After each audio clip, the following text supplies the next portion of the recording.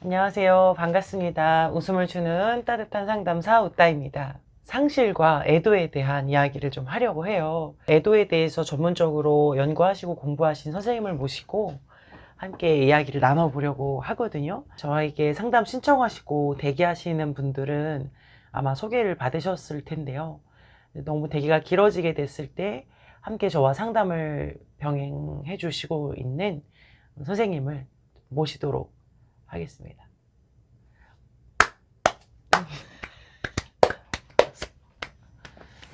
김정숙 선생님이시고요.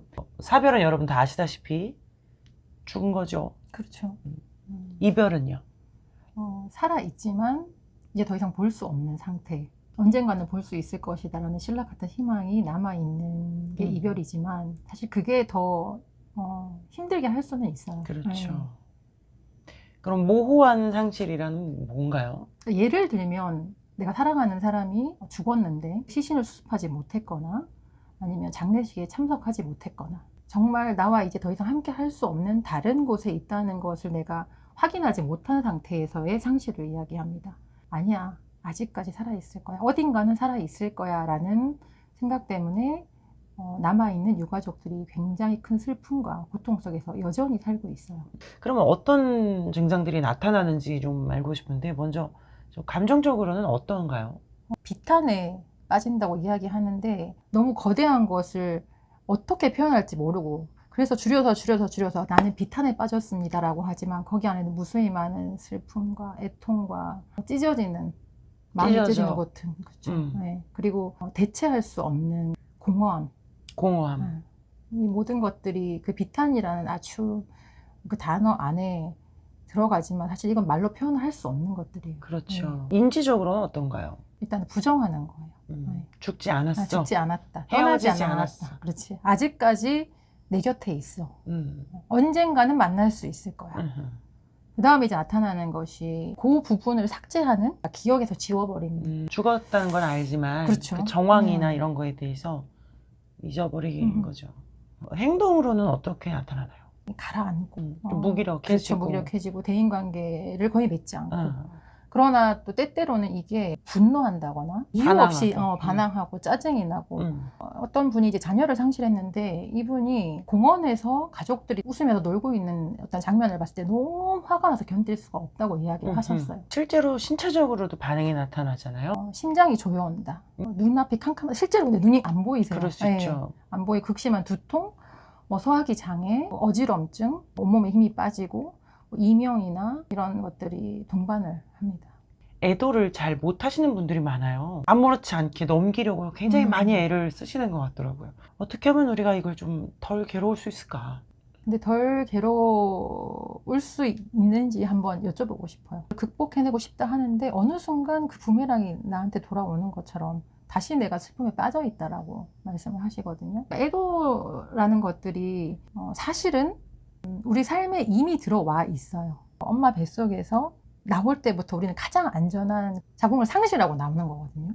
예. 그리고 우리가 만났던 많은 사람들, 그리고 많은 사랑하는 대상들, 친밀했던 관계들, 심지어 내가 어릴 적 가지고 놀았던 많은 인형들부터 시작을 해서 우리 삶의 그 아주 미세한 곳에 모든 것들이 상실이 내재해 있어요. 나도 모르는 사이에 지나갔을 거예요. 내가 정말로 사랑했던 그 대상에 대한 상실들도 지나가게 놔둬야 돼요.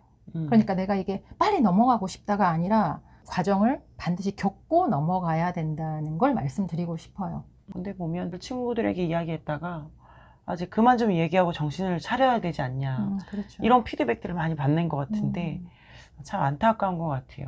그렇게 참고 굳세게 이겨낸다고 되는 게 아니고 잘근잘근 밟고 지나가야지 되는 건데 그 슬픔을 좀 함께 나눌 수 있는 사람이 필요하겠죠. 그래서 그렇죠. 건너뛰지 말고 밟고 지나가야 된다. 그러니까 사실 비탄은 피할 수 없는. 그렇죠. 피할 수 없는 거죠. 가슴이 쪼이고 숨을 쉬지 못하고 앞이 보이지 않는 그 모든 걸 다 해야 되는데 왜 그렇게 해야 되죠? 첫 번째는 자기 자신을 위한 거죠. 대상이 있었을 때 그때 나와 그 대상이 없어졌을 때 지금의 나 완전히 다른 나거든요. 네. 그 이전의 나의 모습이 만약에 네모였다면 지금은 그 대상이 빠지고 난 다음에 난 세모라는 거예요. 예.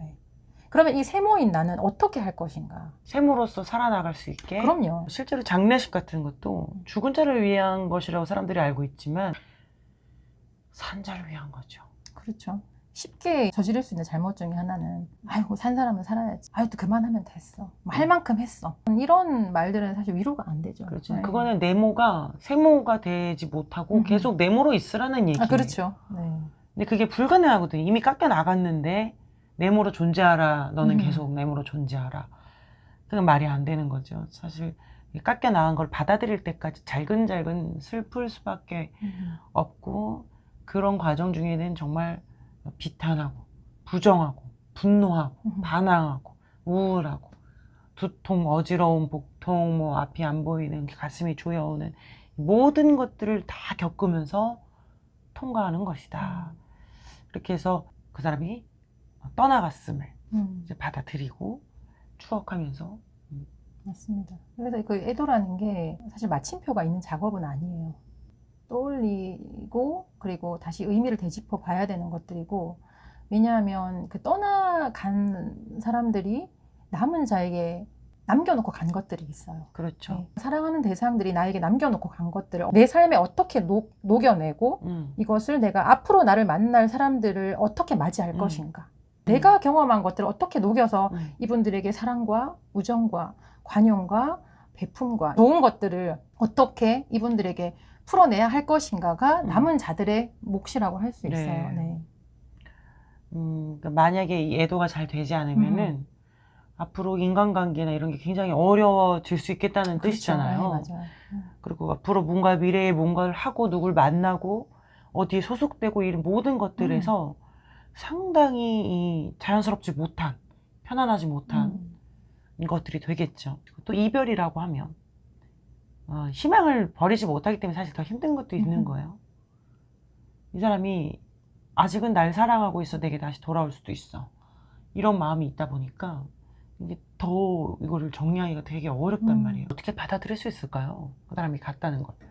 사실은 그 어떤 대상을 떠나보낸다는 것은 이미 나와 함께한 시간이 있었다는 것이고, 그리고 그 이전에는 나와 함께하지 않았던 시간이 있었다는 거예요. 그렇죠? 함께하지 않았다가 함께 했다가 있고 이제 함께하지 않아. 그렇죠. 근데 그 사람만 그런 게 아니라 우리가 존재론적으로 보면 모든 것들이 사실은 함께하지 않았다가 나와 잠시 머물러 있다가 또 함께하지 않는 그 상태가 돼요. 조금 뒤로 물러서 내가 이전에는 없었던 대상이고 잠시 나에게 왔던 소중한 순간들이고 언젠가는 이 대상을 떠나보내야 되는, 그리고 이 사람뿐만 아니라 다른 모든 것들도 그렇게 해야 되는 게 그게 어떻게 보면 인간의 운명이다. 결혼을 했다고 해보자고요. 그래도 상실은 하는 거잖아요. 그렇죠. 네, 이혼하지 않아도 사실은 둘 중에 하나가 먼저 같이 동시에 가는 경우는 굉장히 적기 때문에 결국은 상실은 무조건이다.